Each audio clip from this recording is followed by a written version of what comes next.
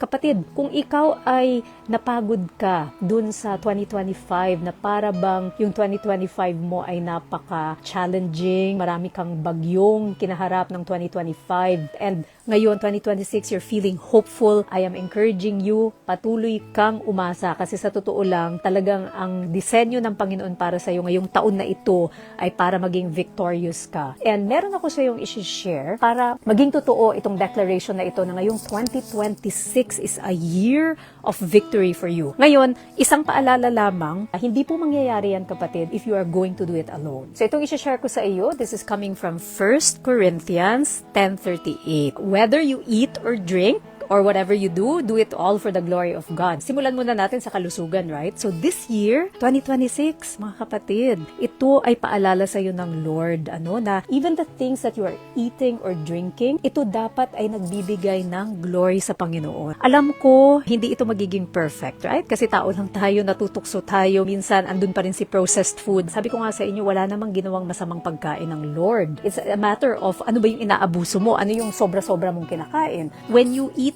things that are natural and you eat that in the right amount and then sa right frequency then you are actually giving glory to God. Dahil yun nga, yung kinakain mo is natural, yung kinakain mo ay mabuti. Yun yung una. So sabi doon, whatever you eat or drink, so kung ay yung iniinom mo ay lagi kang nalalasing doon, then maybe it's not giving glory to God. Tubig is very nourishing, so that very glorifying sa Panginoon, Kasi with frequent hydration, tapos tamang pagkain, edi na-maintain mo yung good health mo. So you're giving glory to God. Pero more importantly, dun sa second part ng verse, And whatever you do, kung ano pa yung mga ibang bagay na ginagawa mo. For example, kumusta ka ba sa pamilya nyo? Ikaw po ba ay isang patient na asawa, for example, or patient na magulang? So, yung mga ginagawa mo sa mga key relationships mo, relationship mo sa spouse, relationship mo sa mga anak mo, can you honestly say na yung mga way na pakikitungo mo is glorifying the Lord? Kasi kung hindi po mga kapatid, then mahihirapan po tayo na i-claim yung victory ngayong 2026. Kasi nga, hindi po natin kasi magagawa siya nang hindi po natin kasama ang Lord. Our family is our first ministry.